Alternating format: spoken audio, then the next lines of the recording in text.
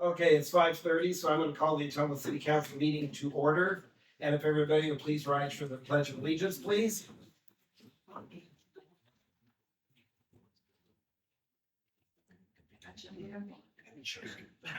I pledge allegiance to the flag of the United States of America and to the republic for which it stands, one nation, under God, indivisible, with liberty and justice for all. Thank you.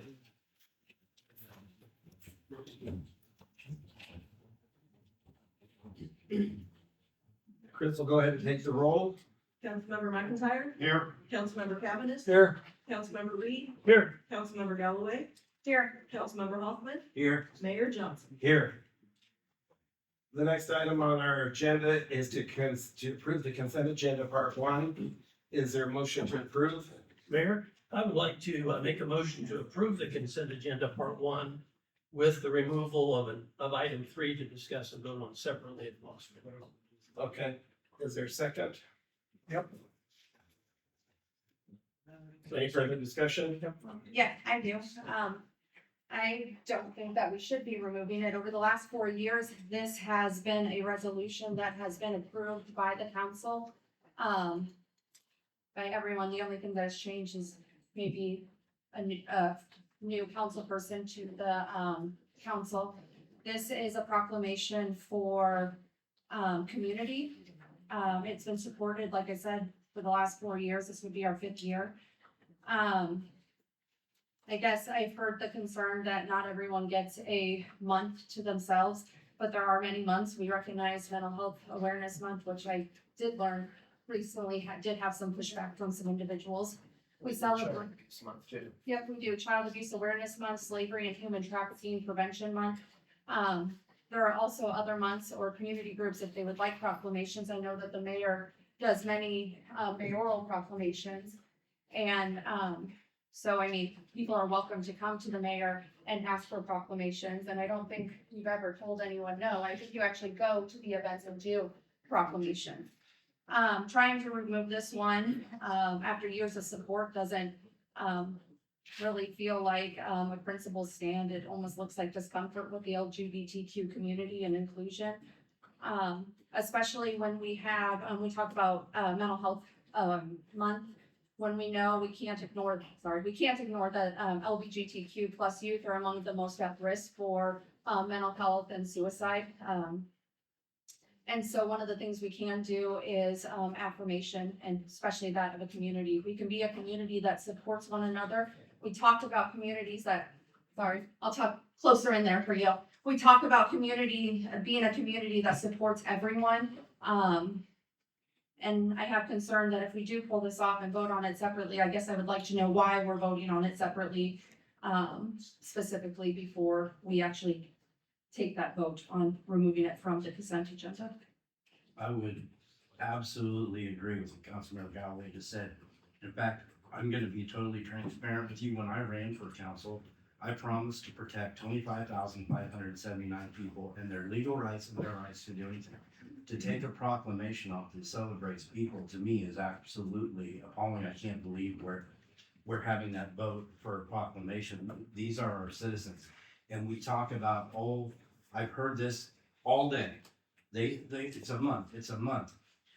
February, American Heart Month, Black History Month, LGBTQ Month, National Bird Feeding Month, Brain Tumor March, Brain Tumor Awareness Month, Irish American Heritage Month, National Colon Cancer Awareness Month. We don't seem to have any other trouble with any other months. Councilperson Hoffman, I also learned last month was Military Appreciation Month. Had I known that, I would have asked for a proclamation on that too. Right, exactly. A proclamation is a celebration of people's struggles and what they've been through and their accomplishments. So I too would like to know, before we vote on this, the reasoning that we're taking it on.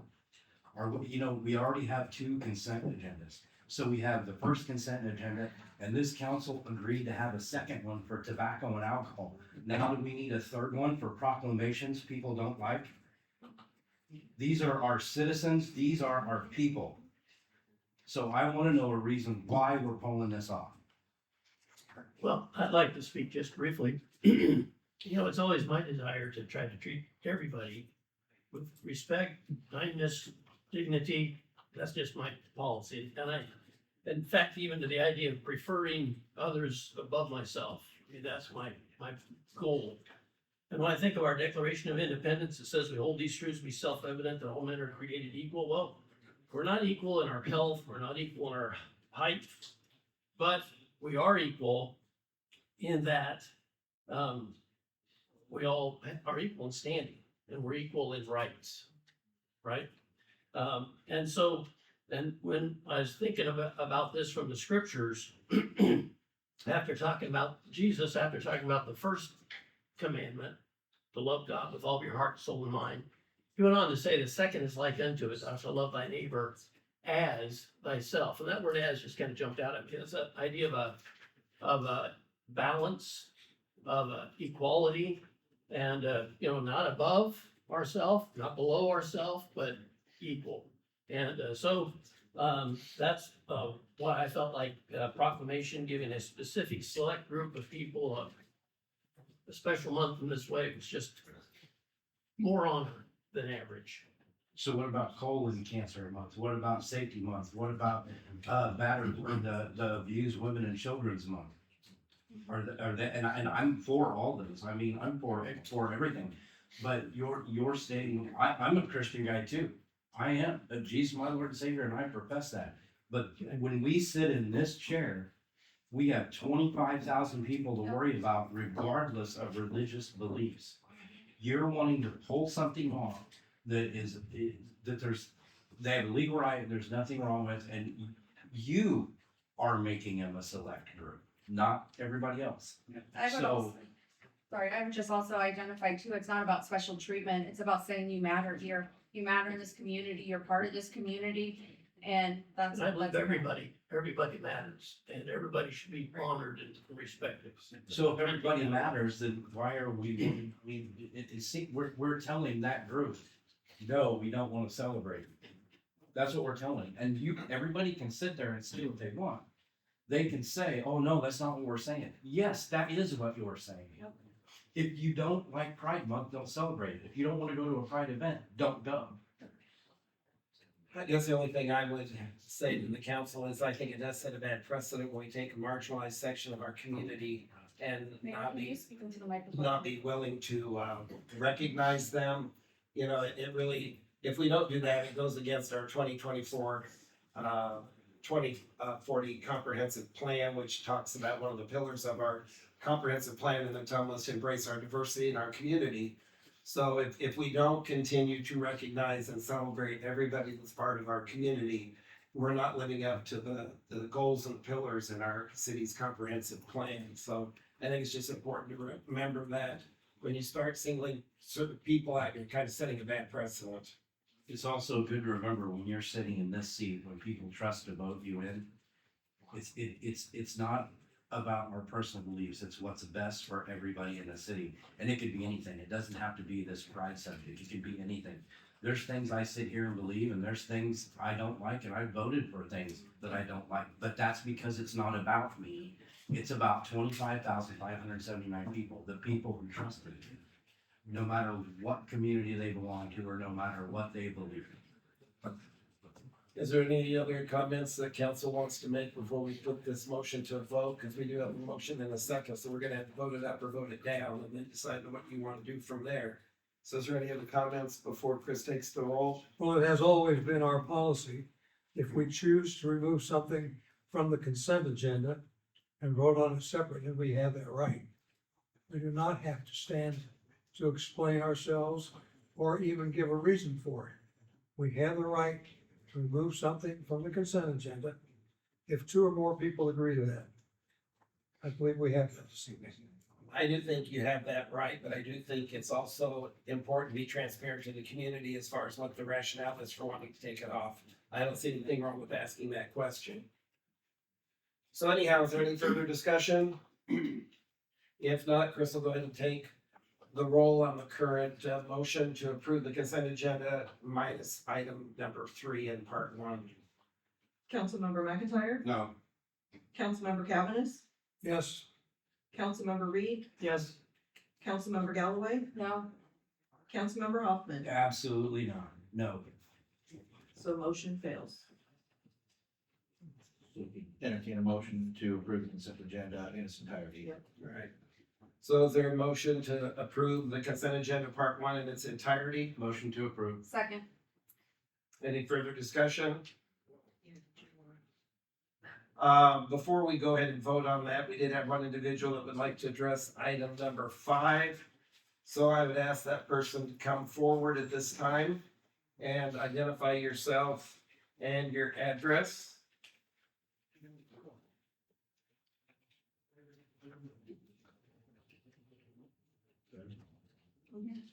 Ben, did you want to come up and talk on item 5? Yeah.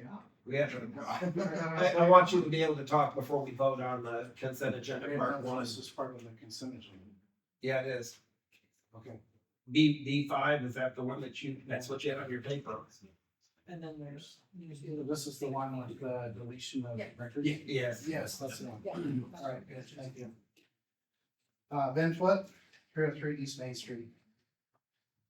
So yeah, item E5. I'll start with a question.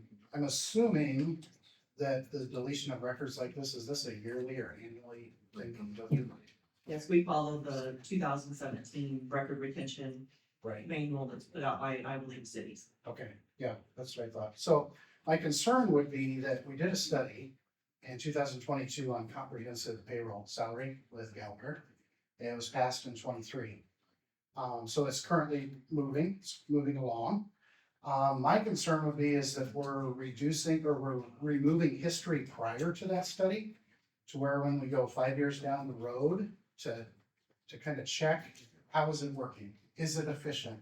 Is it doing what it's supposed to do? We'll have lost the records to compare to. So my advice would be that we do not delete these records moving into the next 3-4 years so that we can have a backlog of data prior to that study, prior to that comprehensive salary scale that we put together, so that at the end of 5 years, when we evaluate its efficiency, now it's working, we can have something to compare to. Oh, sorry, I didn't mean to interrupt. Go No, that's good. I was gonna say, wouldn't we have those records in HR too, to like the comparative salaries? But there's more than just HR records that are. It wouldn't be as comprehensive. Yeah. How long are we legally required to keep the records? 5 years. 5 years. 5 years. Yeah, That based on the items that are on that resolution, other items have longer retaining periods. right. And I have no problem with streamlining and getting rid of old stuff. Trust me. That's not what I'm saying. I'm just saying that because of the study and the payroll study that we did and while it's in place, I would like to see a 5-year study of how is it working? How did it compare prior to the study? And if those records are gone, we can't do a comprehensive comparison of the two. We would, I guess my question would be, if you look at the resolution and the records that they're talking about destroying, they really don't directly impact any of the Gallagher study or the HR stuff. That's still going to be retained by our HR director. There'll be records prior to Gallagher's implementation down the road. So most of those things that they want to delete are finance, and it really does have direct bearing on the Gallagher and the personnel stuff. So it doesn't have anything to do with payroll. No, they have to keep, well, there's payroll timesheets in there. Right. But I think HR continues to maintain all that indefinitely, don't you, Barb? Yeah, I'd love to have a chance to talk with you, Ben, about the whole entire thing. Yeah, as part of employment, we have to keep those records indefinitely for every employee, no matter how long it has been since they have worked with the city. We are required to keep those forever. And as far as the compensation study and handbook and everything like that, all of those records are kept within HR, and again, that's indefinite. Okay, I would just hate for us to get down the road No, that's a good point and to be make. like, oh, I wish we had these, and then we can't. After that study and we don't need them then I'd say, yeah, go ahead, clear the closet. But that's just my concern, is that we're getting rid of data that we may want later. Most of these records we would have electronically Okay. from yeah, that you and point I talked. on, yeah. But there are some old records over at City Hall that are in storage. Waiting, Yes, still waiting. yeah, Um, sure. But a lot of the items, like Barb said, she keeps a lot of the HR stuff in a separate depository as well. Yeah, again, I would just caution the council, let's not get rid of data that we're gonna wish we had 2 years from now. Yeah, that's all I had. Thank you. Okay, we do have a couple other individuals that want to speak on the consent agenda, part 1, before we take it to a vote. At this time, I would call up Travis Decker. I believe he wanted to speak on B1 and B3. Just part one, number 3, Just be. part 1, number Oh, 3. okay. So that, and without getting into, and I appreciate you recognizing that, given the ability to speak, there was, without getting into any of the morality of the issue, the proclamation really concerning the Ottumwa Pride is a divisive proclamation.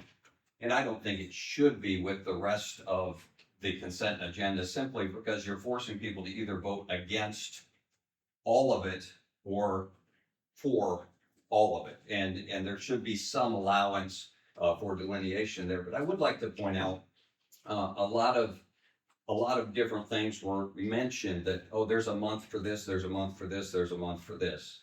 However, I looked back in the records, there was not a proclamation for that month. There wasn't a proclamation for that month. And I just made mention in May, there wasn't a proclamation for the fallen veterans. It's Memorial Day. In last November, there wasn't a proclamation for veterans. And so what I'm seeing is somehow there's a little bit of a bias toward a specific group of people, not against other people per se, but a bias toward specific group of people. And so the proclamations are, it's not this people, this people, this people, and we're giving lots of proclamations. It's no proclamation, no proclamation, no proclamation, no proclamation, and then all of a sudden June comes around and there's a proclamation. This proclamation is unlike a proclamation that was given in May, part 1, number 3, emergency medical services, we care for everyone proclamation. That's a great proclamation. It includes all of the citizens of the community. It's for everybody in the community. Or National Park Trust Kids to Parks proclamation. That was a proclamation that included all of the children in the community dealing with parks. And so those were all inclusive. It didn't celebrate one person's choices above another person's choices. This proclamation selects one group of people and lifts them above the rest of the community based on choices they have made. We wouldn't, for instance, do a proclamation saying, we want to make a proclamation celebrating all the renters of Ottumwa. That would exclude all of the homeowners. There's a group, and we're lifting up one group because of choices they made over a different group and choices that they made. So I just simply feel that if we do this, then I would like to know, why was this one specifically brought to the forefront versus other months? None of those proclamations were made.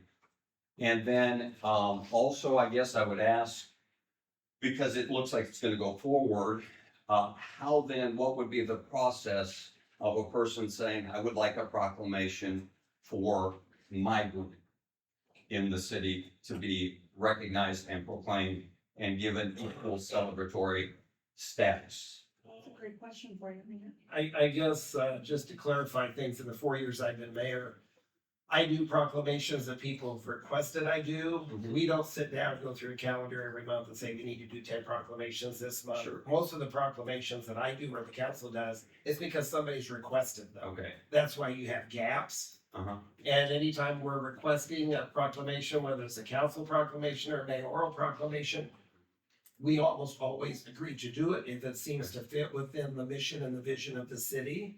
Okay. And so, I don't think because we're recognizing pride, that's putting one group of people above everybody else. They just request it. a proclamation, and we've done a proclamation. This will be the 5th year we've done a proclamation, and our former mayor actually was the one that signed the first proclamation. Sure. So, you know, So it was at the request of a group of people. Right. So any group of people can come in and say, we would like a proclamation. contact any of the council or contact me. Okay, And we'll okay, take a look at it, and like I said, we've hardly ever, I can't remember ever denying a proclamation that somebody requested. I've done a lot of them myself that don't necessarily have to go through the council, but the council's done a lot of them too, that people have requested in the community, could you do a proclamation for this or that? Mhm. So we try and be very, willing to do them, but it's usually through an actual request. We don't just sit down and look at the calendar and say, oh, we gotta do 10 proclamations this month. We just never done it that way. okay. And you can, and then usually you'll send the proclamation to the mayor or one of us too, so there's, sample proclamations online and stuff too, so you kind of say what you want, and then the mayor or one of the council people will get it to the mayor. Okay, okay, and that helps to clarify where it's coming from, and again, avoiding the, you know, obviously, there's people that agree, people that disagree, and that's gonna be the case in any community, we Right. understand that, but at least that helps me understand where it came from, how it works, and that we can say, okay, we'd like a month to celebrate something down the road and have a proclamation down the road. I mean, Thank we're you. also doing a proclamation this month for Juneteenth, which is Thursday, June 19th. That's, you know, again, kind of recognizing and celebrating a certain part of our community as well. Mhm. And we've requested to do that. We've done that every year since they started having Juneteenth. So most of the proclamations, like I said, are usually ones that have been requested by the community. Okay, And you've come and read the proclamations at Right, certain events right. too, so if that's a request. so is this proclamation read like today at the thing, or is it going to have a The proclamation? proclamation is usually read at the event. Okay, They like to have, so it's specific events. yeah, Okay, and that's how we've always done it. I've always tried to go and present and read the proclamation, or whatever group it was, and present that to them usually at the beginning of their event. okay, okay. Thank you. Appreciate the question. We also have another person that would like to speak, so I'll call Katie Howard forward at this time. Thank you.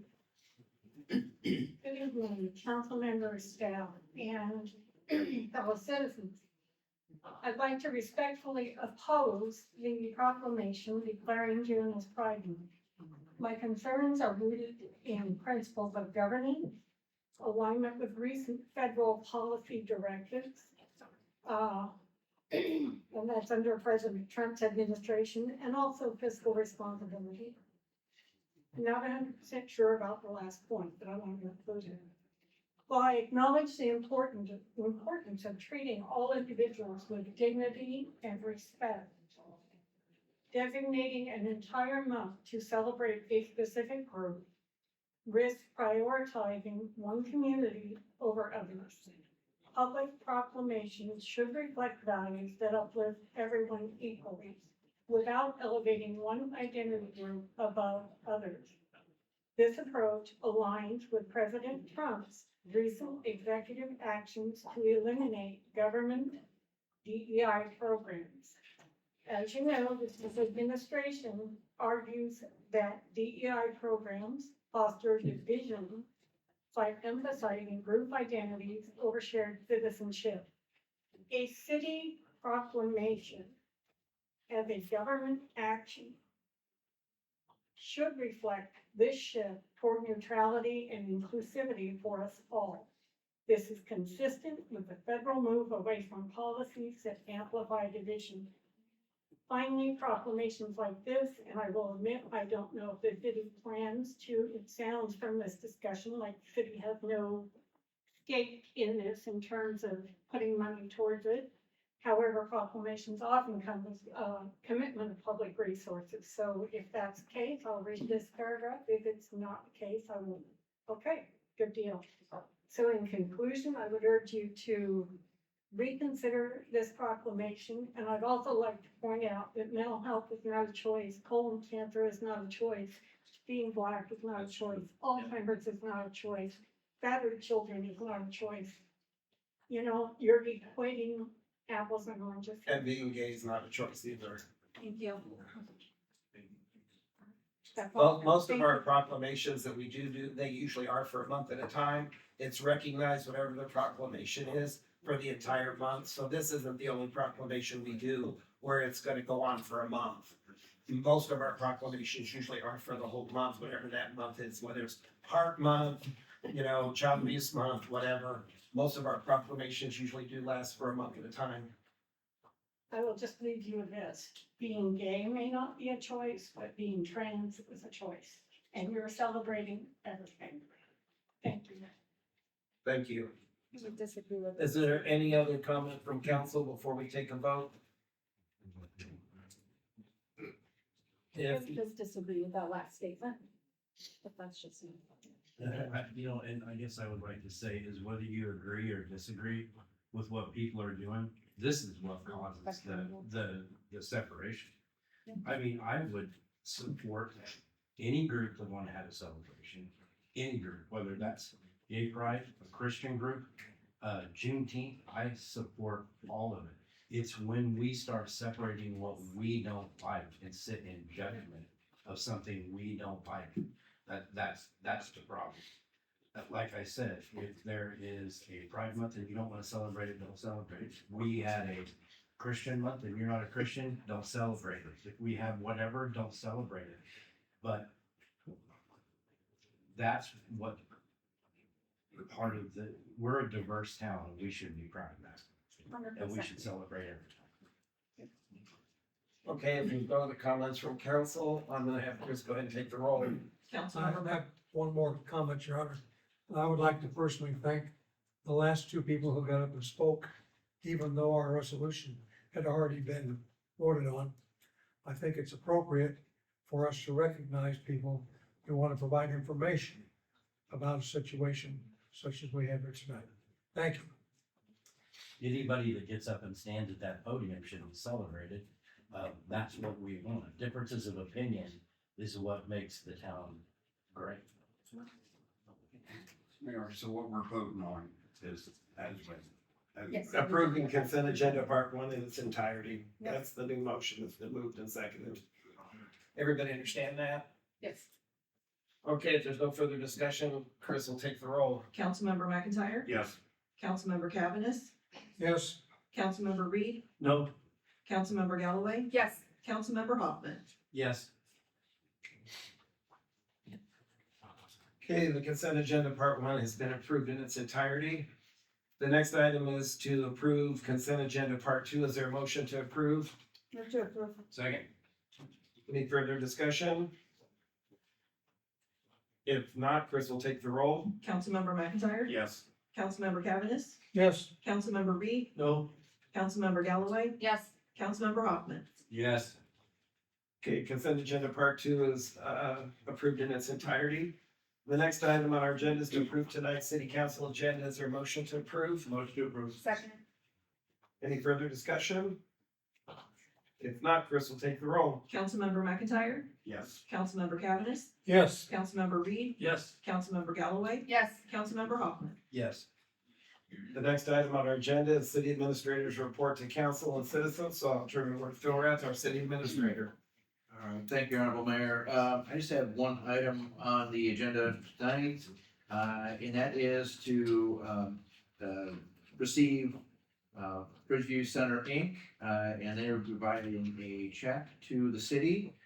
This is from proceeds that they have received from their endowment, and goes to offset the costs for operating of the Bridgeview Center. And so we have a representative, and come on up and let's make a few comments and give the big check, but more importantly, the little check. Okay. Cole, the next name. and Hold on, address. Steph. All right, hi, everybody. I'm Jamie Scott, president of Bridgeview Center Inc. Board. Our board was created to help facilitate and be an asset to Bridgeview Center. Each year since 2009, we have been able to contribute to the city financially. To date, we have donated $1.95 million since 2009. This year, our contribution is $120,000. Lastly, I would just like to thank anybody who has taken the time in their schedule and to donate and the ability to donate to Bridgeview Inc. or Bridgeview Center. Thank you. Thank you, Jamie.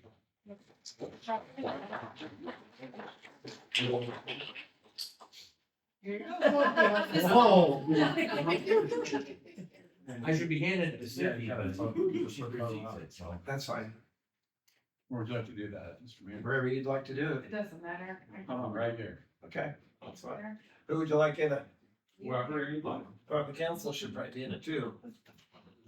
That's not on the Come on, council. It's important. That's what I just. Where were you? Phil, get up here too. Get up here too. Am I coming to the corner of this thing? We'll stand it back and. To the corner? Yeah. To the corner? Oh, no. Oh, your camera was moved around. Oh, sorry. Does that screw everything up? Probably. They'll figure it. You guys want to Oh, and hang on, we still got one more. Right over just a little tiny bit.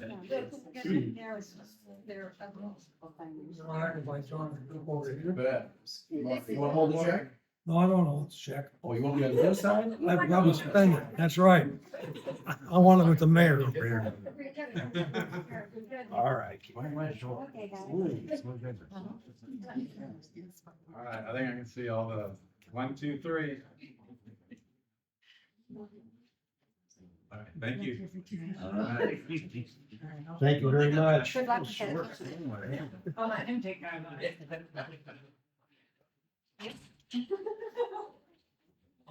Thank you. Good job. Oh, I'm sure. I would just like to take a minute, and also show our appreciation to, the Bridge City Inc. Board of Directors. They work very hard throughout the year. And every year since 2009, they have gave money to the city to help with the maintenance and the ongoing operations of Bridgeview Center. So, we really do appreciate their financial contribution every year and, really appreciate what that board does for the city. So thank you very much.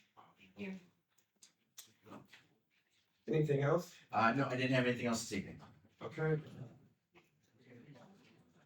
The next item is to identify anyone that wants to speak on any of tonight's agenda items, and we don't have any papers up here on any of our agenda items, but we do have one on a non-agenda item that we'll get to towards the end of our meeting. So, did anybody want to speak on any of our agenda items tonight? Because we have no papers up here that says that. Okay. We will go ahead and move on then to our public hearing. We have one public hearing tonight. This is the time, place, and date set for a public hearing approving the plan, specifications, form of contract, and estimated cost for the wave pool painting project at the beach at Ottumwa. I'll go ahead and open the public hearing, and I believe our Parks Director, Gene Ranchi, is gonna talk on this. Thank you, Your Honor. This project will involve painting the wave pool at the beach at Ottumwa. Bids will be received and opened by the city of Ottumwa on June 24th, 2025 at 2 p.m. The bid report and bid award recommendation will be presented at the Ottumwa City Council meeting on July 1st, 2025. The cost estimate for this project is $31,000. There is $40,000 budgeted in the CIP for this project. And the project has to begin on September 8th, 2025, and be finished before October 3rd, 2025. Is that correct? Correct, because there are certain weather conditions and temperatures that has to be painted within. Does council have any questions for Gene regarding this item? Seems like you guys are doing the hard part. You're preparing the pool for painting. It seems like the hard part. For the most part, it's just power washing and fixing a few cracks and joints and maybe patching a few pock marks, but otherwise the wave pool is still in good shape as it was repaired a few years ago during the renovation project. So there isn't that much prep work to do other than power washing and cleaning. Any other comments or questions from council? Since this is a public hearing, I'd entertain anyone in the audience that would like to make any comments or ask any questions.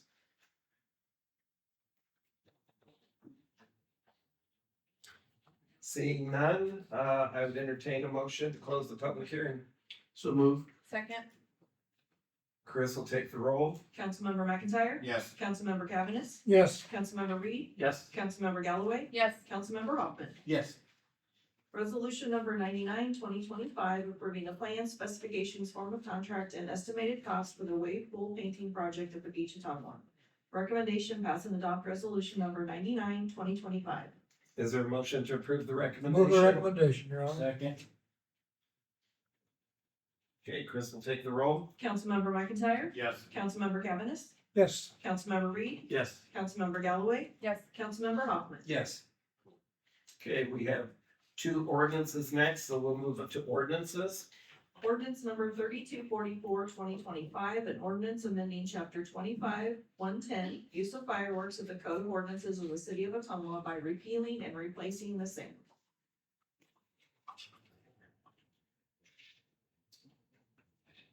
Recommendation passed the first consideration of ordinance number 3244, 2025. Is there a motion to approve the recommendation? Move the recommendation, Your Honor. Second. Yeah.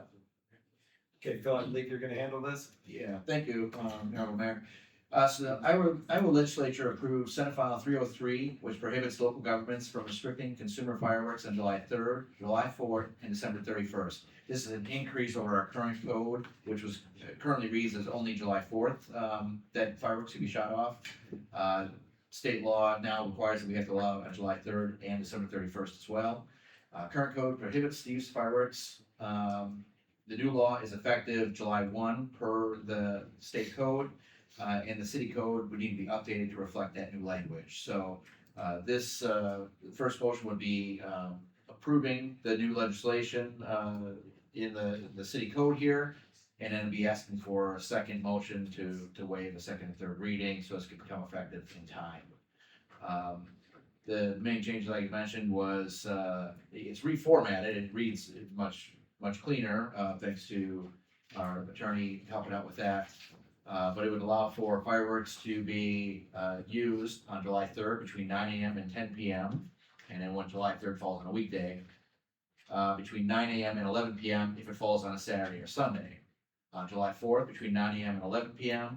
And on December 31st, between 9 a.m. and 12:30 a.m. on the immediately following January 1st. That's all consistent with the new state legislation. A lot of the rest of it all stayed the same, but mainly it is extending to those additional 2 days. So basically, that is, I mean, there will be a lot of people, fireworks are a touchy subject with some people. Yeah. Basically, our hands are tied. That's just repealing our policy and just going with the state. What the state says we have to do. This is meeting the minimum qualification or requirements for the state. You could allow fireworks every day, I suppose, but that would make it an issue. This is the most that we can restrict fireworks to be consistent with state law. Well, Bill, I think this kind of goes back to your point earlier. There's some things we vote on that we don't want to. And because I would say I get a ton of calls about fireworks. People don't like them. Their pets don't like them. So I will encourage people this year, you're welcome to call me too, but I'm gonna also encourage you to call your representatives too, because they can help us next year with the fireworks. Any other comments or questions from council for Phil? Your Honor, I believe that, excuse me, I believe that this is one of the most useless Yes. situations that would go after. Our police department couldn't possibly enforce it anyway, and I wouldn't want to see them waste their time trying to enforce it. I think, the good old days when you could shoot a firecracker off if you wanted to, whether you were in the city or not, need to be brought back. The state wasted their time with the new legislation, but I think it's a waste of our time too. Thank you. Any other comments or questions for Phil before we take a vote? Not, Chris will take the roll. Councilmember McIntyre? Yes. Councilmember Cavanagh? Nope. Councilmember Reed? Yes. Councilmember Galloway? Yes. Councilmember Hoffman? Yes. Waive the second and third considerations, pass and adopt ordinance number 3244, 2025. Is there a motion to approve the recommendation? Move the motion. Second. Any further discussion or questions for Phil? I think he's pretty much already covered this in his earlier comments. If not, Chris will go ahead and take the roll. Councilmember McIntyre? Yes. Councilmember Cavanagh? Yes. Councilmember Reed? Yes. Councilmember Galloway, Yes. Councilmember Hoffman. Yes. Okay, the ordinance is approved. Ordinance number 3245, 2025, an ordinance amending chapter 7, animals and fowl of the Code of Ordinances by the city of Ottumwa by repealing and replacing the same. Recommendation passed the first consideration of ordinance number 3245, 2025. Is there a motion to approve the recommendation? Motion to approve. Second. And I believe Phil, you're gonna handle this one as well? Yes, thank you. So this is an update from the previously revised code. In order to improve enforceability and clarity of the animals and fowl section of the city code, members from law enforcement requested some revisions to the current language. Other than a few minor grammatical and spelling fixes, there were adjustments to address animals which are defined as both dangerous and vicious, and reverting back to the criminal charges rather than civil for most violations. If approved, after following a third reading and approval, a resolution to define the new or adjusted fine schedule would follow. So this is only approving the first reading tonight if desired. So this is adding some teeth to the ordinance, right? Yeah, and mostly it's putting things from the civil charge back to a criminal charge. And then the fine schedule in the future would also have a first offense be a certain dollar amount as identified on that, the resolution. And then any second or subsequent charges could be a higher rate as identified. The other thing was, having that clarification, if you have a dangerous animal by definition, that also acts as, by defining a vicious animal, it helps to clarify how that animal is charged, or the owner is charged for the animal, and the outcome that could come from that. So it helps clarify that situation as well. I think it also helps to elevate the seriousness of it, because I think a lot of times when people are just fined a civil penalty, they don't really seem to take it too serious, or they don't pay it, and if it ends up being bumped back up to criminal charges, I think that really calls the importance of it to their attention, and hopefully there'd be better compliance. That was the mainstay from former Officer Williams and his supervisor McCoy. Any other questions for Phil? I would just comment that, I believe the other day I pulled out a copy of the Ottumwa Courier. I believe it was dated 2002, and it was, headlines were 2-year-old child killed by a vicious dog, and it was a family dog. And this child got into the cage and was destroyed by this animal. So when you talk about vicious, it doesn't have to be a dog. It could be a snake, it could be a reptile of some kind. Thank you. Any other comments, questions? If not, Chris will go ahead and take the roll. Councilmember McIntyre, Yes. Councilmember Cavanagh, Yes. Councilmember Reed, Yes. Councilmember Galloway, Yes. Councilmember Hoffman. Yes. Okay, the next item on our agenda is departmental board or commission recommendations and reports. Finance Department year in review, recommendation, Finance Director to provide review of Finance Department activities for fiscal year 25, along with upcoming priorities for fiscal year 26. Let's not do later, dude. Is there a motion to approve the recommendation? So there's no motion, there's no motion in this. Okay, you're just updating, okay. Yeah, we're just updating. What it is, our team's been together. Yeah, our team's been together for a year, so I wanted to provide an update. Actually on June 23rd, that's when Sydney joined us. So, what it is, I wanted to provide an update and, show you how awesome they are. And I tell them, regularly to remind them how awesome they are. Because they are good every day, don't they? Yes, they do. I just wanted to bring them up, and then go through some of our accomplishments and some of the things that we have priority on. So, you may have seen the face, you may not know, who they are, but, this is Lauren McIntyre. Lauren has been with the city since 2007. She started as a clerk in the cemetery department before being promoted to accounting specialist of accounts receivable in 2023. In March of 2024, she received another promotion to accountant, and she has been a mainstay when it comes to the audit, which is coming up later.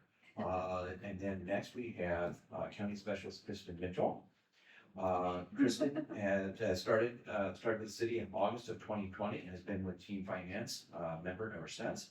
Her main responsibilities are accounts payable, purchasing, insurance claims management, So she gets the money out. And then the person who brings the money in is our accounting specialist, Sydney Fletcher. Sydney is the newest member, joining in June of last year, as I mentioned. She's responsible for accounts receivable and also manages the credit card transactions and accounts collections. So what has the team done in fiscal year 25? First of all, we implemented new accounting software, which went somewhat smoothly, not so smoothly on some things.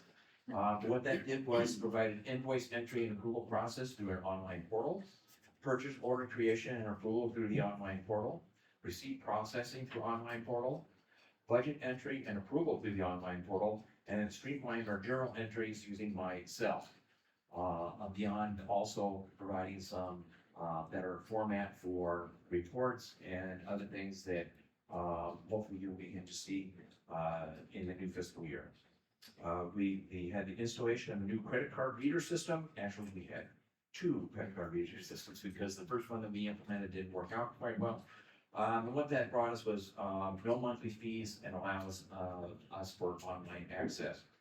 We have registration with the Iowa Set-Off program, so now we can submit bad debt to the Set-Off program, and then when somebody either has gambling winnings or has a tax return from the state of Iowa, we can get all or a portion of that to help pay down that debt.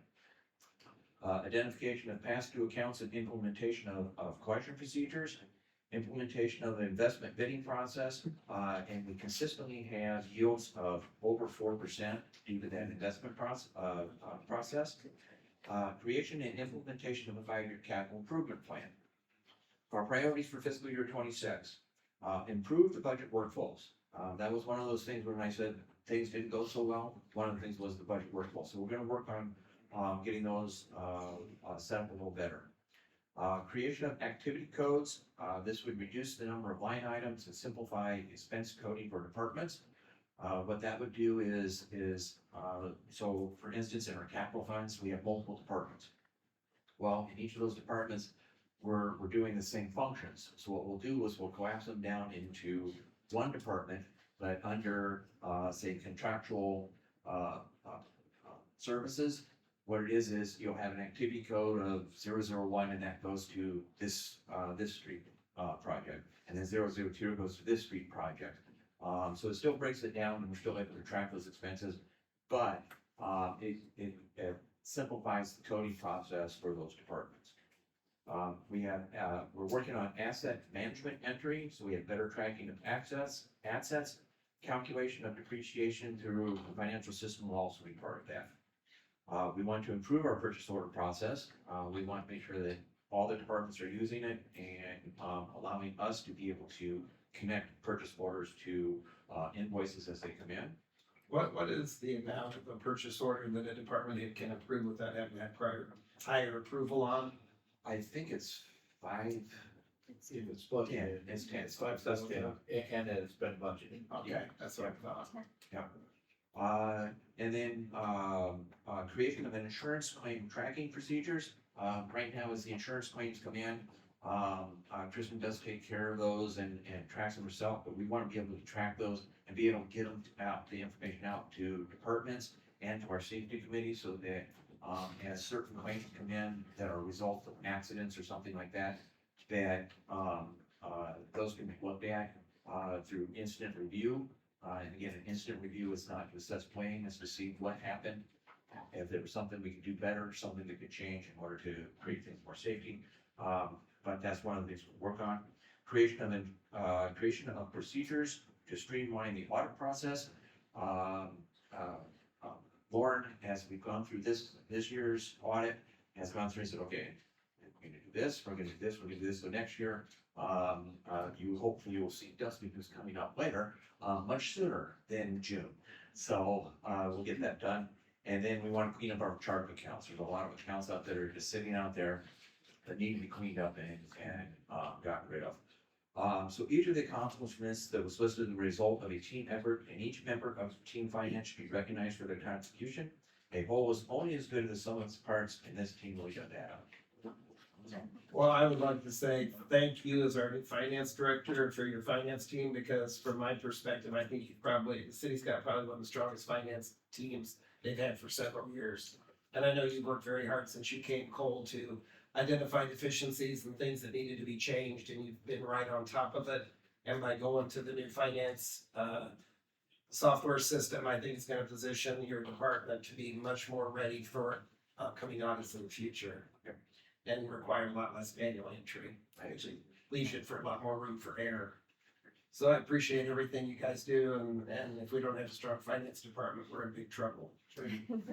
Cole, your team really excels. I've seen all of you. We went from when I got elected down here to outstanding. You all should be proud of yourself. You all should be proud of yourself. We owe you a world of thanks, all of you. So. Yep. Any other comments from council? Cool. I would like to ask for a point of clarification. Sure. In the beginning of your presentation, you talked about wanting a piece of my winnings. Only if you have a bad debt. You have Only bad debt. if you have a bad, okay. Yeah. Well, my debts are not bad, so. Right, thank you.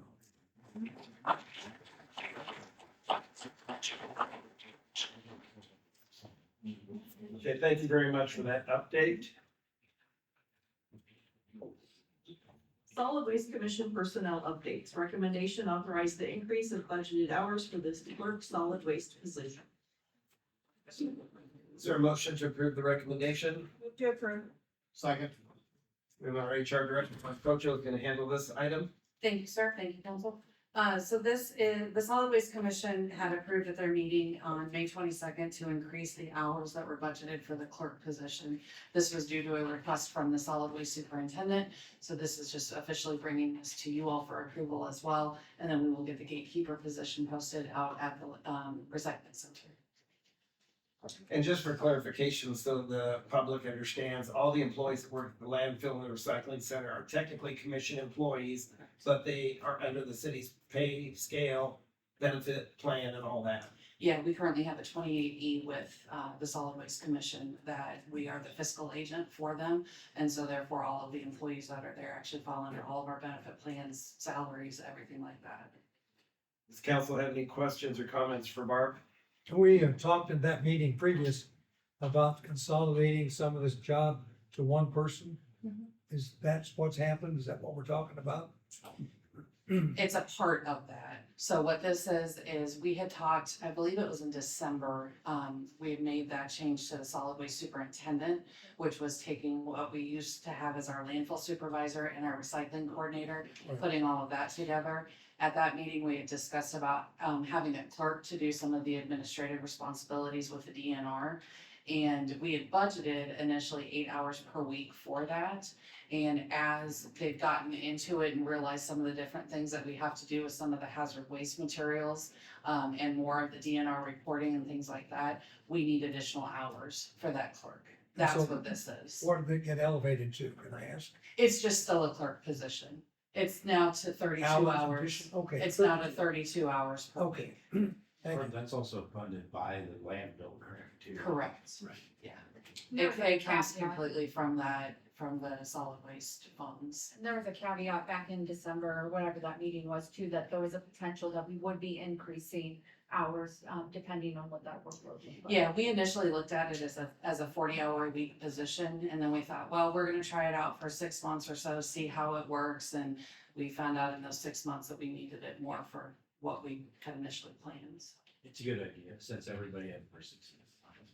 We want to save some money too by consolidating the two supervisor positions into a superintendent job. Yeah, and it's gonna help too with some of the reporting that we won't get fines or anything from the DNR as well. Okay, and to follow up with what the mayor just said, what is the bottom line? You know, so some expenses were consolidated in one, excuse me, into one head, but then we're increasing some hours. How much more is it gonna cost than what we're? So adding this clerk, putting it up to the 32 hours per week, it's an additional about $24,000.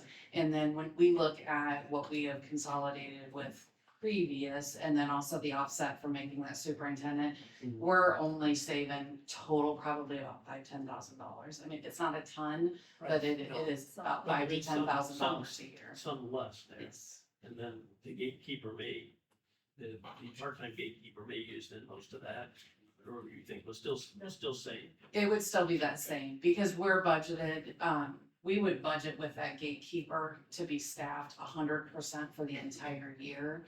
And so now we're gonna move this position over to the clerk role. So effective tomorrow, we will post it, it'll be posted for 10 days, so we'll go probably 3 or 4 weeks right now without somebody operating in that position, and that would save us just a little bit of money as well. And the gatekeeper was already budgeted, Yes, so it's No, not, we're this- not adding a position. correct, we're just increasing the hours for the clerk. All this came about due to a member resigning or retiring. Yeah, our long-time recycling coordinator, Janice Bain, have retired. Yeah, and so when we did that, as we do with all of our positions, we take a chance and reevaluate the business and make adjustments based on our current needs. Thank you. Any other questions or comments from council for Barb? If not, Chris will take the roll. Councilmember McIntyre, Yes. Councilmember Cavanagh. Yes. Councilmember Reed, Yes. Councilmember Galloway, Yes, Councilmember Hoffman. Yes. thank you. Thank you. Administrative hearing on complaint of a first tobacco permit violation by Elliott Oil Company for the permitted business BP located at 1340 Albia Road, Ottumwa, Iowa. Recommendation: approve the order assessing penalty first violation against Elliott Oil Company regarding a tobacco permit violation having occurred at BP located at 1340 Albia Road, Ottumwa, Iowa. Is there a motion to approve the recommendation? Move the recommendation, Your Honor. Second. I believe, Chris, you're gonna handle this. Yep, I've got this one, and Logan, if you wanna chime in. Sounds good. On April 21st, 2025, an employee at a local tobacco retailer sold a vapor product to a person under the age of 21, and the business was Albia Road BP at 1340 Albia Road. So this is the time, place, and date set for an administrative hearing on this matter. If upon hearing, the Ottumwa City Council finds that based upon evidence submitted by Allers and Cooney, which is our attorney representation, Elliott Oil Company doing business as Albia Road BP committed a violation of Iowa Code Section 453A.2 subsection 1. The council shall assess penalty for a first violation as set forth in Iowa Code Section 453A.22 subsection 2. Upon making its finding, council shall authorize the mayor to sign an order assessing penalty first violation, which would penalize the permittee by ordering them to remit $300 to the city on or before July 3rd, 2025, which is 30 days from the date of this order. Any failure to pay the civil penalty by this date would result in automatic suspension or the permit holder's permit for 14 days in addition to said fine. This proposed sanction is consistent with Iowa Code Section 453A.22 sub 2 sub A for a first violation of Iowa Code Section 453A.2 sub 4. Logan, did you want to add anything? No, we can just move to the administrative hearing, sort of section and run it, kind of like a public hearing, but without public comment, if that makes sense. If there's a representative from Elliott Oil in attendance, There is. time for the hearing. There is. Do you want to come forward? Go ahead and give your name and your address, please. My name is Ken Ham. I'm at 16117 Whiskey Ridge. I am the Director of Store Operations for Elliott Oil Company. I just wanted to take a few minutes to address the council to say that Elliott Oil takes selling age-restricted items to underage people very seriously. From the moment that we hire a clerk in the handbook, it is made very clear what the expectation is. We pay to put them through online training, IPAC and iPledge that's been provided by the state of Iowa. We update technology to be able to scan IDs and provide whatever we can to make that job happen. We understand that we did make a mistake, is that but Elliott Oil sees themselves as a partner in the community and that we're not just trying to follow the letter of the law, but the intent. And I have the check here for the $300 for the fine. I just, even if we're always seen as, the clerk got terminated, is that Ellie is trying to do the right thing. So, that doesn't mean that there shouldn't be stings, because it's going to keep honest people honest. And so I just wanted to give it a chance to make sure that everyone understood that we're putting forth a valiant effort. Is that the number of transactions and the number of fails, if that was something I could put forth data to you, you'd be shocked at how many our success rate is. And so I just, I apologize for the failure. We're working hard to do better every day. And in the 20 years that I've been at LA Oil, this is the only time that I can remember that we have had to pay a fine, all the time that we've been there. So I just appreciate your time. Really appreciate your comments. I think everybody up here would agree that Elliott Oil Company's always had a very high reputation in our community, and you've always tried to do the right thing by your employees, and by you coming here tonight speaking, we really do appreciate our corrective action plan that you've taken. Good. I would echo that too. And Ever since I've been on council, we've had fines and nobody's came, so I appreciate you owning up to it and having a plan of action, so that's great, thank you. It's been in place for a long time. I honestly believe that this instance is an instance in which a person made a choice that knowingly knew the rules but did it anyway. And that we still own it because they work for us. So I get that, but I just wanted to take a few minutes. Thank you. Thank you very much.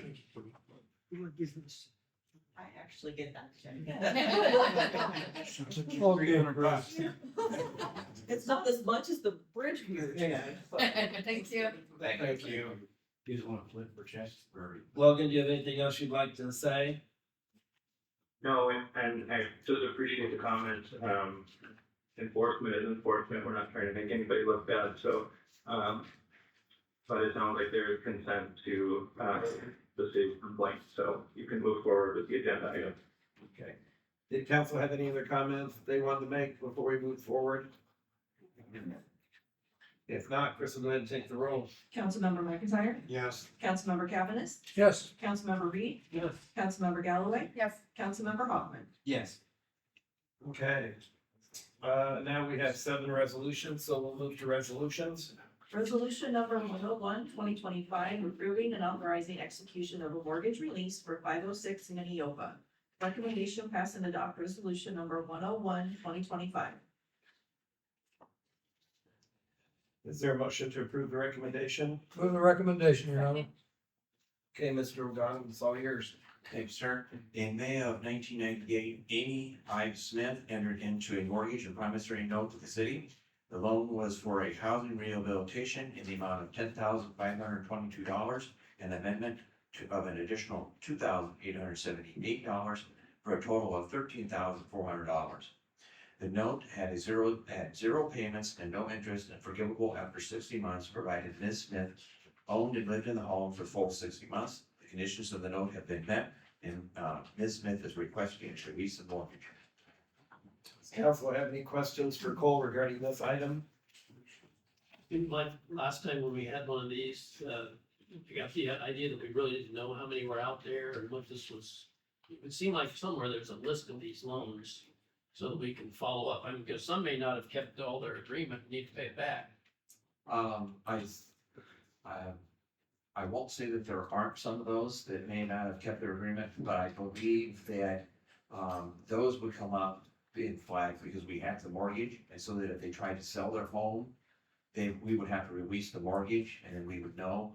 The only way that it might be where if they moved out of the house and let somebody else move in without selling it, right? And that we may not be able to track at this point. But this is one of the things that I would like to talk with our new community development director, once she has settled in just a little bit, about going through and finding these and being able to get those released. Any other questions from council for Cole? Okay, if not, Chris will take the roll. Councilmember McIntyre. Yes. Councilmember Cavanagh. Yes. Councilmember Reed. Yes. Councilmember Galloway. Yes. Councilmember Hoffman. Yes. Resolution number 102, 2025, accepting and approving the comprehensive annual financial report for the fiscal year ending June 30th, 2024. Recommendation pass and adopt resolution number 102, 2025. Is there a motion to approve the recommendation? Move to approve. Second. Okay, Mr. O'Donnell. We have Justin Opass here is our auditor, and he is going to make a presentation for the vote on resolution. Okay. Who am I probably gonna advance slides? You, okay, beautiful. Thank you so much. Thank you so much for the opportunity to come and present in front of you all. My name is Dustin. I'm the senior audit manager. This is our second year working with the city, so super excited for the opportunity to present in front of you all. If you have any questions as I go through my presentation, feel free to interrupt me. I have such a passion for city finance that if nobody stops me, I'll just kind of blow through the whole thing, usually without taking a breath. One more. Is there one of these that we should be looking at while you're going through? So this PowerPoint is kind of a culmination of all the important pieces of that. Most of the charts and graphs are gonna come from the communication letter, which is gonna be the middle thickness one. Okay. But yeah, so all the charts and graphs that are in here are also not important. So the first couple of slides hit the different reports that we issue. So the first one being the independent auditor's report, in my opinion, it's the most important thing that we do. It's essentially what you pay us for, to come in, test, examine, issue an opinion on your financial statements. So we issue an unmodified opinion, which is the best we're allowed to give as your auditors. It states that everything is fairly presented in all material respects. The next couple of reports, the first one being the government auditing standards report. So because you are a city in the state of Iowa, we're required to look a little bit closer at compliance with laws, contracts, grant agreements, and the internal controls related to those. And so we did have 2 internal control findings. They're the same findings you received from us last year. It's actually one fewer finding you received in this area from us last year. But they are at the material weakness level, which is the highest level that we give. So the first one being the lack of segregation of accounting duties. Especially related to some of the turnover your finance department has had the last couple of years, and those checks and balances haven't always existed. So the consistent staff are looking forward to evaluating a new set of internal controls. And then the second bullet point there is a material audit adjustment and a prior period adjustment. So what that is when we get the information from the city to audit, if there are any large adjustments that need to be made for your financial statements to be materially correct and materially accurate, we just have to note that there. So both very common findings in cities that we work with, but things we're required to communicate to you. And then the second bullet point down, the single audit. So because you expended more than $750,000 of federal money, we're required to look a little bit closer on a couple of those larger federal grants. And so we had no internal control findings or compliance findings related to that test rate. Cole, do you feel like you've got enough staff now in your finance department that lack of segregation duties will no longer be an issue in future audits? We will always have a citation on that, unless we can hire 10 more people. That's all I can tell you. Go for it, Cole. I have never been in a city, and I've been in cities of various size where there's not been a citation for segregation of duties. They're just, you just cannot have enough people in order to really break that down, in a city our size. What we have done is as Dustin says, we create some continuity with staff. We also have certain checks and balances where one staff member may prepare something, another staff member checks it to make sure, and different things like that. So we try to minimize that that citation as much as we possibly can. Thank you. The last report that we issue is Iowa legal compliance. So the state auditor gives us a series of checklists of state statutes to check compliance with. And so we did have 3 findings related to that test rate. So if you're kind of at the very bottom, those 3 bullet points are kind of what I'll hit on. So you do have a few funds that have deficits at the end of the year. Some of that's timing related, some of that's things that you have to sort out as you look at the financial of the city. The second one is disbursements exceeded budgeted amounts for certain functions. So in Iowa state statute, your expenditures are not only required to be under budget in total, but under budget by function. So if you think public safety, public works, enterprise funds. So you did have 2 functions that exceeded their individual budgets, so in total you were under, but because of those two functions, we had to write that. And then the last one was a 509A actuarial study that was not final timely related to your self-insurance. And I'd like to explain the last two bullet points. I did point out the distribution of the exceeded budget when we did the annual financial report. That was because of me trying to figure out where things were being put, and I didn't calculate some things correctly. So that was pointed out to you previously. And the 509 actuarial study, that was something that finance staff did not realize we needed to file. Once we were aware of that, it has been filed, and because our plan year for the health insurance is actually July 1 to June 30th, you will actually see one of those being produced before the end of September of this year.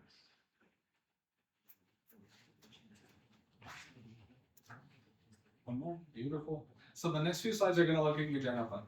So the very first thing that we look at is your fund balance in that general fund. So it is at the highest in the 5 years presented. General fund balance unassigned represents about 35.8% of your expenditures for 2024. Or 3.5 months. The city currently doesn't have a fund balance policy, so that is one of the recommendations we made to staff as far as. We actually do have a fund balance policy. You just didn't request it, so we do have one, and it's actually, we're reapproving that tonight. It's one of the next action items. There we go. So, and then also, we did have a question on why that fund balance jumped up so high. Remember when he is looking at general fund, he's looking at all of the general funds, not just 001. So included in that is also the franchise fees.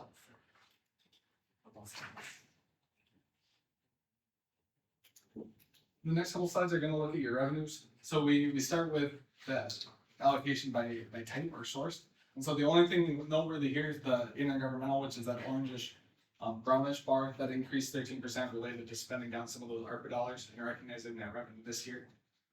And so that caused a proportionate decrease in some of the other areas. We also look at your general fund revenues on a 5-year trend. So total revenues did increase 2.7 million year over year. 2 million of that wasn't ARPA related to spending those down. Taxes increased about 373,000 related to those franchise fee increases that was offset by a decrease in the general fund levy. Charges for services increased 300,000 related to an increase in the garbage collection rates. How does the local option sales tax revenue get factored into that? It doesn't. So the local option sales tax revenue is kept in its own.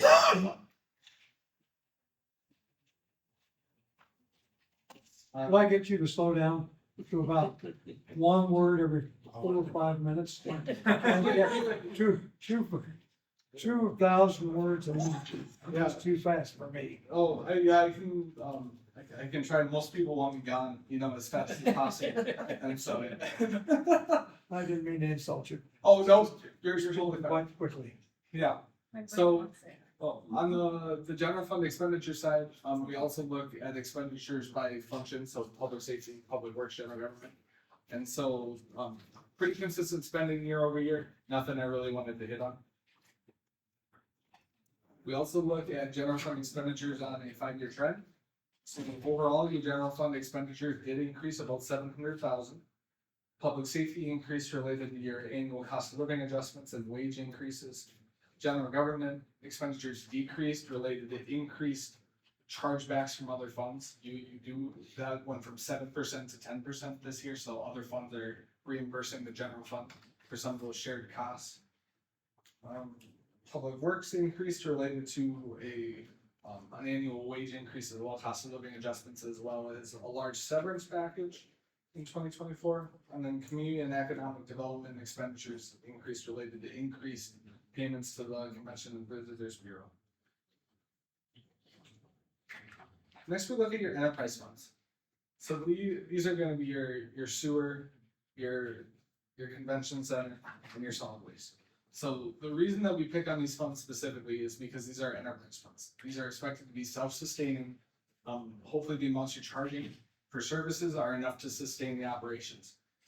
And so we give you a few different pieces of information on these. So the green and the blue bars are your total revenues and expenses.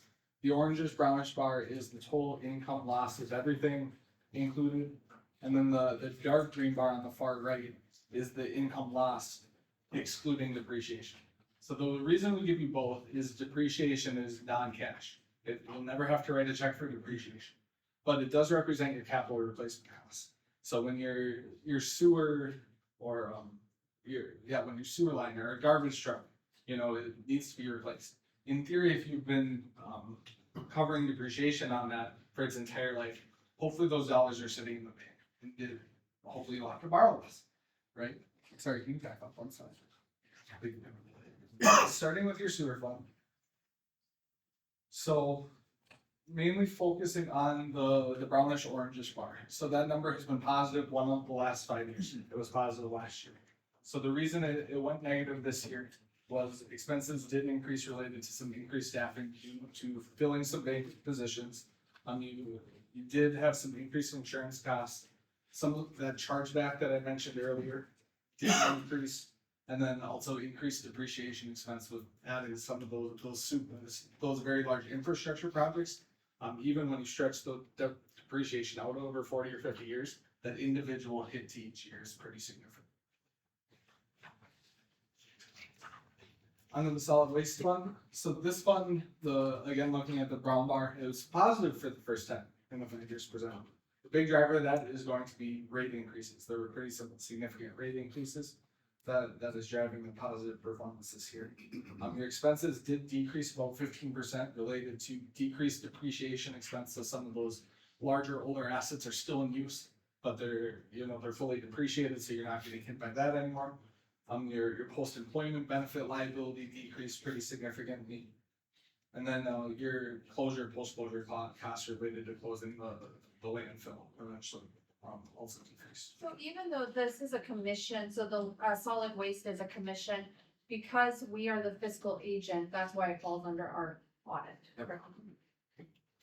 Great question. And then last, the event center. So this fund, both the brown and the dark green bars have been negative for all 5 years presented. Your revenues did increase 49% related to increased event activity. Your operating expenses also increased because of that activity. And so just these types of operations are hard to make profitable. And so but it is something that we want to draw your attention to, because as an enterprise fund, it is expected to sustain itself. On the last couple of slides, look at your tax rate and your tax levy. So tax rate over the last 5 years has been pretty stable. The lowest in 2024 was the lowest in the 5 years presented. And then if you go to the next one, the tax levy was also the lowest in the 5 years presented. So your tax levy decreased at a faster rate than your tax rate decreased. So again, something to keep an eye on, since that's a pretty significant source of revenue for cities. And then 2 slides. That's me. And also how you can hold me. If you ever have questions about anything in finance, city finance is wild. So if there's ever anything that I can do to explain or help or make your lives easier, here's the resource for you all. But I'll take any questions if you have them. Does council have any questions, comments for Dustin? How many cities do you do this kind of work for? In Iowa specifically, I work on about 20. We as a firm probably work with close to 100 to 100. So you've got a bit of a cross-section idea of things and how it goes in cities. Okay, maybe this is a weird question. What grade would you give ours? Now, I realize this is 2024. Yeah. And Yeah. back there, it's just not quite up to date as far as where we are right now, getting ready to start 26 shortly. What grade overall would you give our financial report if we were getting our report card here at the end of the year? Sure. So it's funny. That's actually not the first time I've gotten that one. So you got an unmodified opinion, which might, it's an A, right? Like, I think technically we can issue an unmodified opinion. Okay. Good. I mean, that's the best we can give. Good. Any other questions or comments from council for Dustin?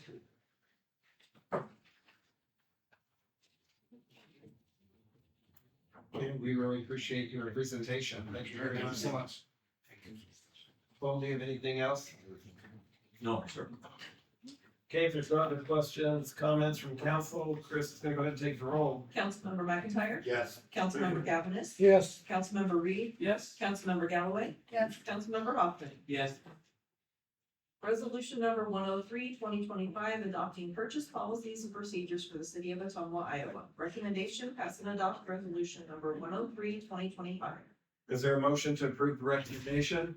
Move the recommendation. Okay, Mr. O'Donnell? Staff is required to review and present the purchase policies on an annual basis. At this time, there are no changes to the policies.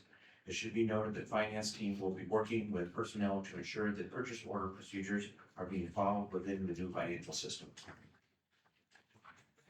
Council have any questions or comments for Cole regarding this item? Do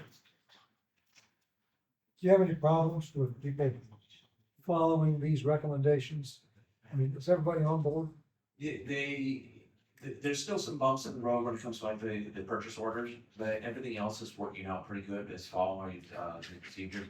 I will say that staff is really, really good. If they don't know if they should do something or not do something or whatever, they send questions, they call me or email me or email one of the team or call one of the team. And so, the only one is the purchase order that we're still trying to get, figured out. In that what happens is they create a purchase order and it might be tied to, say, Elliott Oil. Well, there's multiple departments that use Elliott Oil. And so when the financial system, as we're bringing in invoices, it'll set an alert, says, hey, there's a purchase order that is tied to Elliott Oil. But if they don't write the purchase order on the invoice, or if when they're coding it, they don't connect the purchase order, we have a very tough time trying to connect that purchase order. So what we're going to do is work with them on the procedures so that if they create a purchase order, they've got to connect it in some way, whether it's putting the purchase order number on the invoice when they turn it in, or having the vendor put the purchase order number on, or themselves matching it up when they go to code. In addition to your finance team that had a lot of training on this new software financial system, how much training has been given to the department heads that are gonna mainly be the other people who are gonna be accessing this system? Well, we had training sessions when they first started, and those were recorded and those were sent out so they can go back and refresh themselves. The other thing is again, if any of them have questions, any member of the team will go and sit with them and walk them through it. I will say again, staff has been really good about being able to use the system. We've got now some things where they're able to run their own reports, so they can monitor things a little better.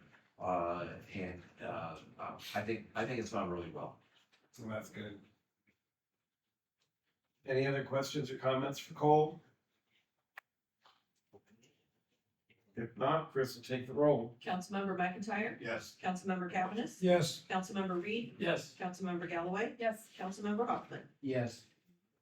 Resolution number 104, 2025, adopting financial policies for the city of Ottumwa, Iowa. Recommendation, pass and adopt resolution number 104, 2025.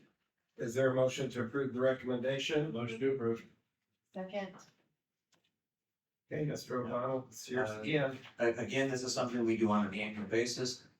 We have reviewed the policies, and nothing has really changed within them. I will state that I will be sending a copy of these policies to Dustin so that he understands that we do have balance and reserve limitations policy, so that next year that won't be something that he reports on. Does council have any questions, comments for Cole regarding this item? So I saw that you say with fiscal 26, staff projects a reserve of basically 26%. Not good. I mean, that seems like a good number to me. Yeah, and what it is we're capped at 25%, so we're a little over. But given that we were, projecting the deficit, we were gonna allow that 26% so that, should during the year, we need to use that 1% that's there or 2% or something there, the council can, approve that and bring that down. What we wanna do is we wanna stay, 15 to 20% is where we wanna be. I will say that an industry standard that when I've gone to other places, they try to maintain a 25%. They try to maintain at least a quarter worth of expenditures in reserve. I think that's a good idea. Yes. It helps with the bond rating, especially in smaller cities like ours, having a higher reserve capacity gives a little better score when we go up for current bond ratings and scoring. Especially if we don't have a real diverse economic base, some of those things can help out. Yeah, it gives us a better score on bond rating when you have that result. Any other questions, comments for Cole?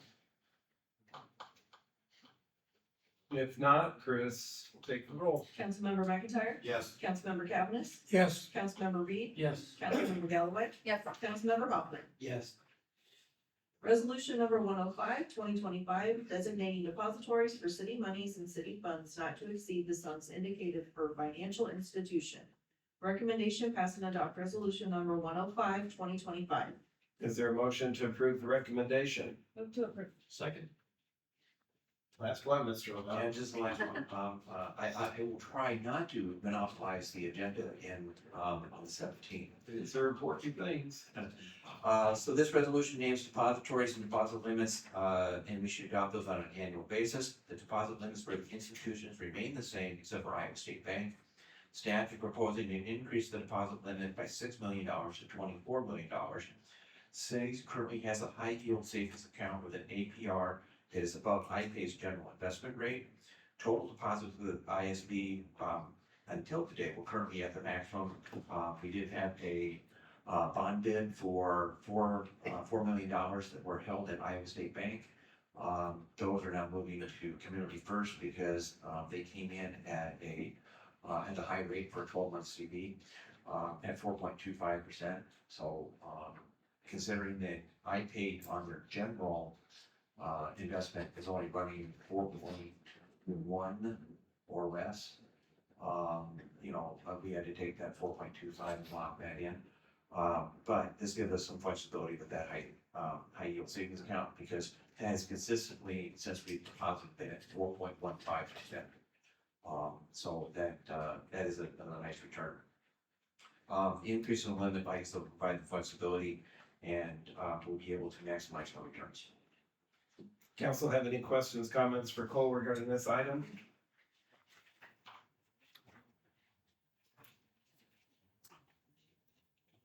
Okay, if not, Chris will take the roll. Councilmember McIntyre? Yes. Councilmember Cavanagh? Yes. Councilmember Reed? Yes. Councilmember Galloway? Yes. Councilmember Hoffman? Yes. Thank you. Resolution number 106, 2025, accepting the work as finally complete and approving the final pay request for the Fellows Avenue reconstruction project. Recommendation pass and adopt resolution number 106, 2025. Is there a motion to approve the recommendation? Move the recommendation. Second. Okay, we have our Public Works Director, Mr. Burkmeyer. All right, thank you, Mayor. So this project involves a full width, full depth piece concrete reconstruction of Fellow Street from Main Street to Second Street. This also had storm and sanitary sewer repairs included where needed. Original contract amount was $478,777. The change order reduced the amount by $7,139.55 for a new contract amount of $471,837.45. The contractor has completed this work according to the plans and specifications. This resolution will release all retainage and authorize final payment in the amount of $35,604.15 to Jones Contracting Corporation of West Point, Iowa. Hey, Philip, can, I confirm, you said 471,837, but on our documentation has 637. I meant 637. Just confirm. It's dark in here now, it's hard to read. But that, the number up there is correct, so. So this is some numbers from the project. The cost, of course, the first one, $471,000. There was 2,751 square yards of pavement replaced, which is 925 lineal feet. 222 square yards of driveway, 375 square yards of sidewalk. That distance is wrong. I don't remember what the distance is, but that's not the right number. It's probably closer to like 700 lineal feet. So sorry I didn't get that number correct. Sanitary sewer, just spot repairs where needed, and storm sewer, we had a couple new intakes, so not a lot of storm sanitary work. Just as a reference, so this comes out to about $500 a lineal foot to repave Fellows. Last council meeting, we had Milner Street on there, a little bit thicker street, but we also had a bunch of sewer separation work to do. That was around $770 a lineal foot, so adding the sewer separation work increases the cost, in this case, by about 50%. So when we don't have to separate sewers out, just do a few repairs, it really increases the amount of pavement we can replace. You wanna go to the next slide? So Second Street's up on top. The white colored pavement coming down here is Fellows, and where it meets the dark colored pavement down here, that was where Main Street project left off as part of Division 1 of the sewer separation. So it's one really long block with a little alley right here at the bottom. Next picture. So this is a picture from the top. You see the old asphalt overlay on here, cracked, rutted, not smooth at all. And then this is a little bit wet from this morning, but nice new wet concrete pavement now, it's all smooth. Next slide. Something interesting here. So this is the street before. And if you look at this house over here, it's a red house with a shingle roof. And now it's a blue house with a white roof. I was like, well, that's kind of neat. You know, we replaced the street and there's a new house there. Or newer house. And so I'll look at some other pictures. If you go to the next slide, here's a house before that had like again, it's hard to tell, it's a little overexposed, but it's an old porch, and right here, there's a new porch on it. It's like, so I'm like, this one's a little bit of correlation there. I made a comment to the inspector, like, you know, we fixed the street, we were trying to fix our houses up. He's like, oh yeah, he's like, the same thing happened on Elm Street, which is one block over. So this is like a extra slide. If you go here, there's a house on Elm Street, had a rundown, you know, old deck. That's got a brand new deck on it. So I was like, I thought it was kind of neat that I was looking at these pictures, and you fix the street up, people live in a nice street now, and they start fixing up their houses too. So, kind of something positive, externality when you fix the street, that will maybe take a little more pride in their neighborhood and start fixing up their houses too. So, anyway, That's cool. Some of the pictures when Marion Street was redone too. Yep. Thanks for sharing. So, anyways, that's this project. Does council have any questions or comments for Philip regarding this item? What do we have left to do on street replacements this year? Project wise, we have bid and out for work right now. We have Mary Street from Ferry to Shaw, and we have Washington Street. In the process of designing and getting ready for bid Lake Road, and we also have some cul-de-sacs that we want to fix up. And then there's a decent sized asphalt overlay we'd like to do this fall as well. We just got our new assistant engineer hired. Her first day was yesterday, so hopefully that'll let us catch up on some of the designs. We didn't want to, I guess, contract out design work knowing that we hopefully have someone hired to do it in-house ourselves. So Will Lake Road make it this year? it'll make it through the summer. No. But it won't make, it will make it through. It's what we're working on right now. It's our number one priority to get out there. So, I just hope that the contractors have time to do it once we get it out. I would like to have it out earlier, but just staffing issue, we have enough people to quite get it out there. Yeah, so hopefully the next couple council meetings will see the design for that. And that was a 5-year, like a position that was open for like 5 years, right? Or maybe I'm exaggerating that a little. 3 years. I think when I started here, there was a public works director, a city engineer, and an assistant engineer. And Dwight retired, the city engineer retired 4 years ago, maybe. Okay. Then we were down to public works director, and I was promoted to city engineer, and now we just had a public works director for the last 2 years, no designated. engineer at all, so, That'll be a big help for your department. yeah. You don't have to get out there and do any of the work, do you? I don't turn shovels or anything like that, but someday I might have to. Just kidding. Any other questions or comments from council? If not, Chris will go ahead and take the roll. Councilmember McIntyre? Yes. Councilmember Cavanagh? Yes. Councilmember Reed? Yes. Councilmember Galloway? Yes. Councilmember Hoffman? Yes. Resolution number 107, 2025, approving change order number 1 and accepting the work as final and complete, and approving the final pay request for the Green Street Sewer Improvements Project Group B. Recommendation, pass and adopt resolution number 107, 2025. Is there a motion to approve the recommendation? Move the recommendation, Your Honor. Second. Okay, Philip. Thank you, Mayor. So this project completed a separate outlet for the downtown storm sewer between Market Street and Union Street, and allows it to discharge by gravity without flowing through the combined north side interceptor sewer. Change order 1 increased the contract sum by $33,500 for additional work for unknown subsurface conditions. You'll see these in the slides, but the foundation and riverbed had to be deepened and enlarged, and the footings on top of the interceptor sewer for the retaining walls weren't what was shown on the plans we had for them. And then changed some stuff there.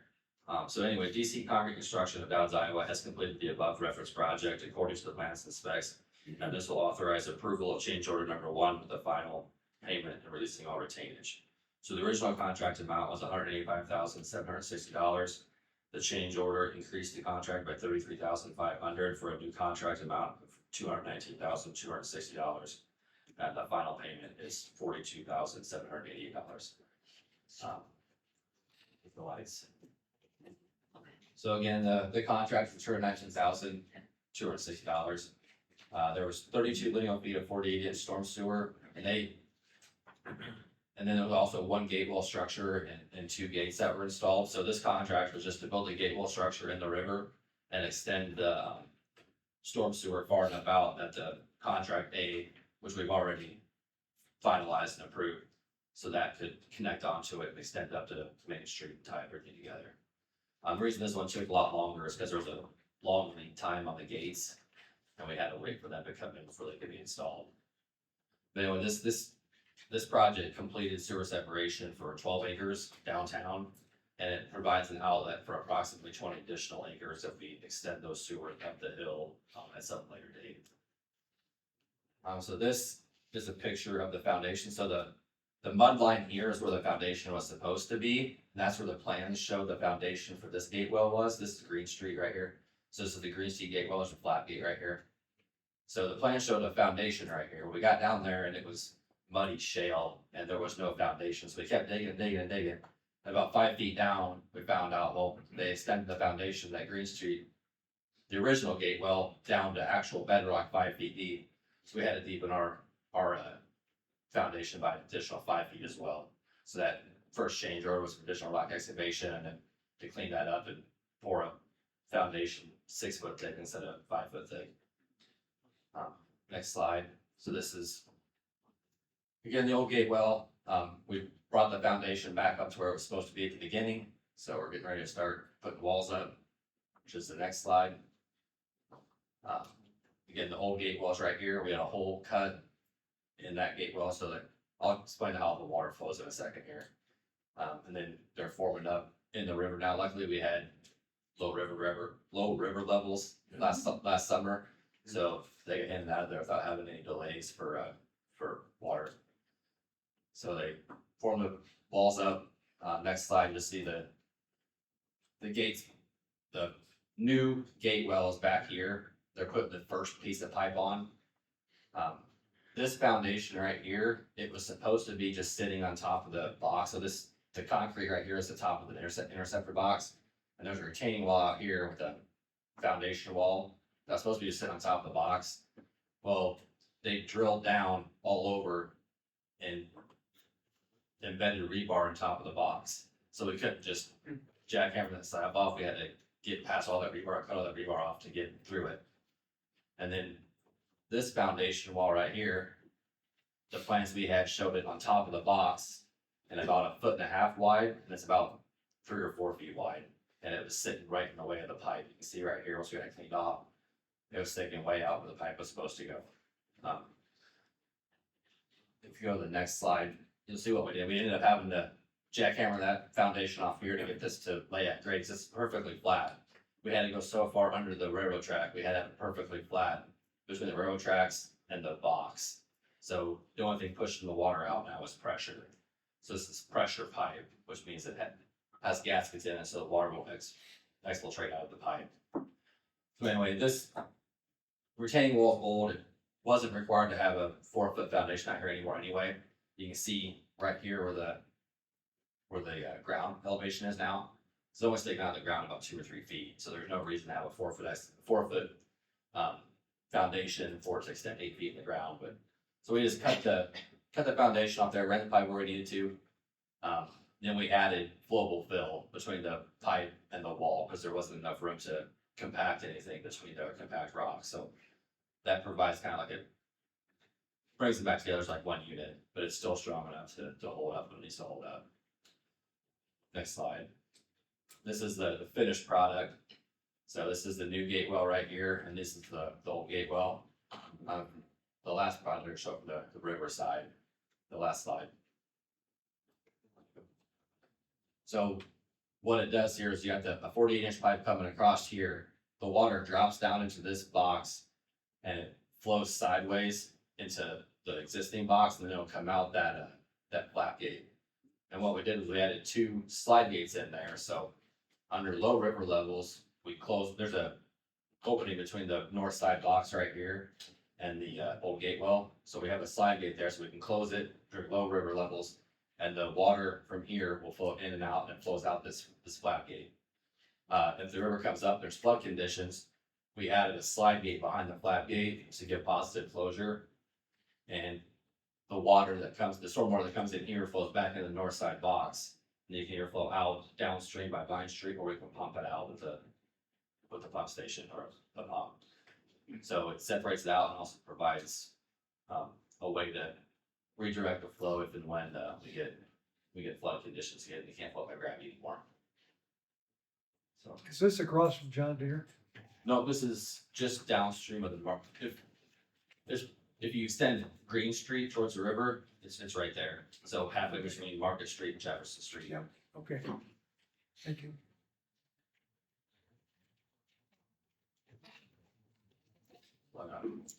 Council have any questions for Philip regarding this project?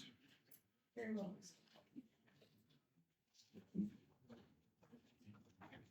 If not, Chris, go ahead and take the roll. Councilmember McIntyre? Yes. Councilmember Cavanagh? Yes. Councilmember Reed? Yes. Councilmember Galloway? Yes. Councilmember Hoffman? Yes, thank you. The next item is our public forum, and we do have one individual that would like to speak on a non-agenda item this evening, but before we start, Chris has a little thing that she reads. Oh, he did leave.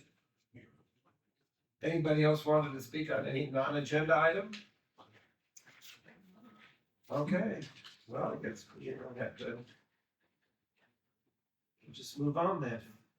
The last item on our agenda is Mayor City Council report in on communications.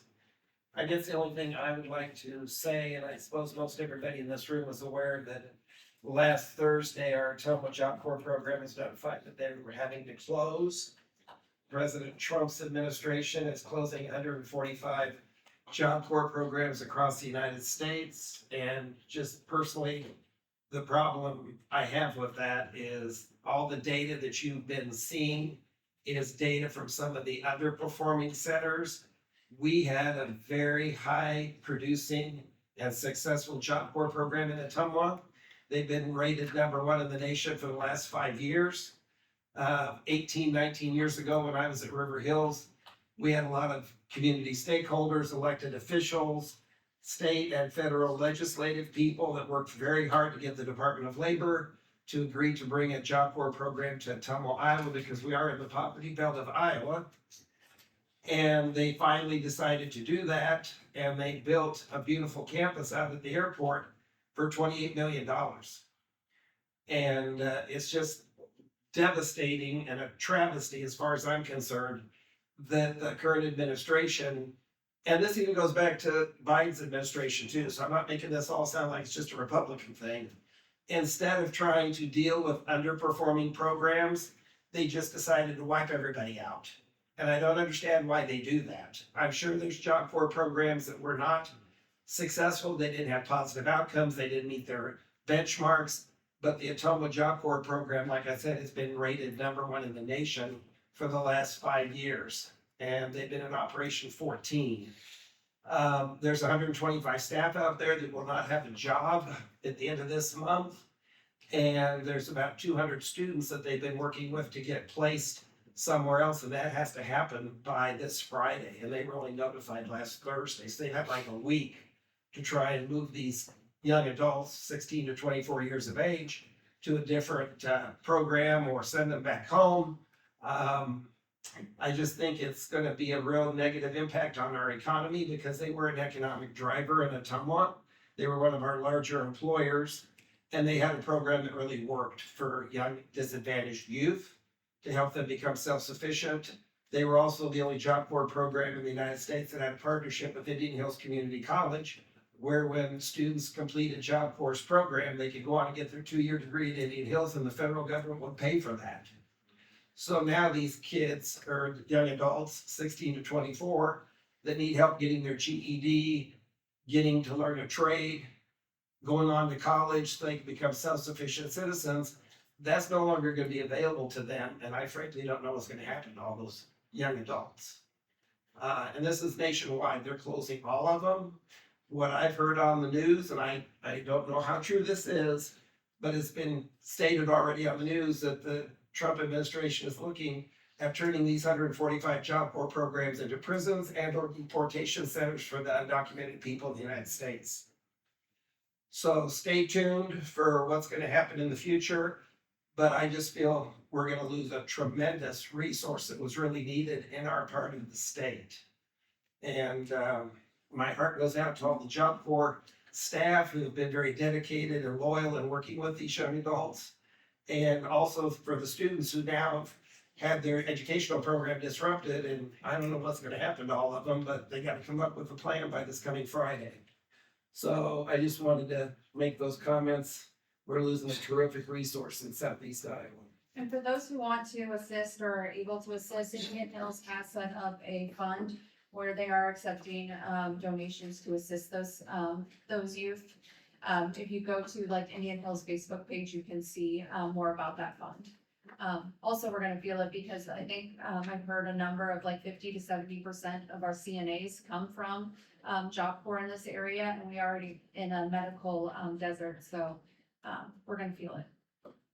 In addition to what she just said, I don't have the date right for me. I think it's this Thursday.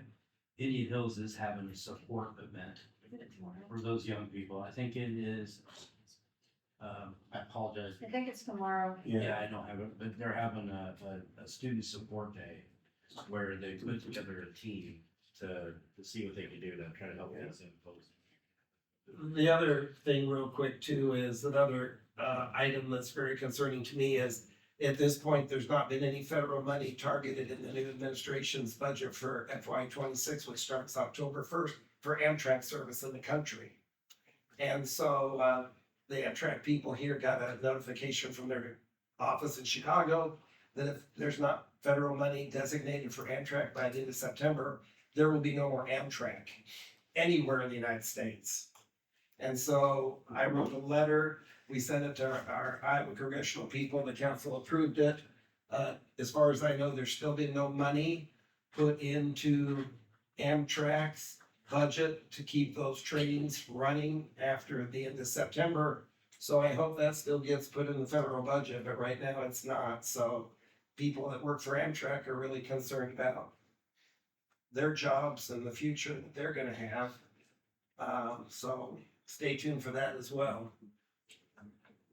Does anybody have any other comments or messages or communications they want to bring up? I was gonna talk about Job Corps, and you got it. So. Anybody else have anything they'd like to say? All right, if not, I entertain a motion to adjourn tonight's city council meeting. So Chris will take the roll. Councilmember McIntyre? Yes. Councilmember Cavanagh? Yes. Councilmember Reed? Yes. Councilmember Galloway? yes. Councilmember Hoffman? Yes. Thank you, everybody, for attending tonight's city council meeting and safe travels home.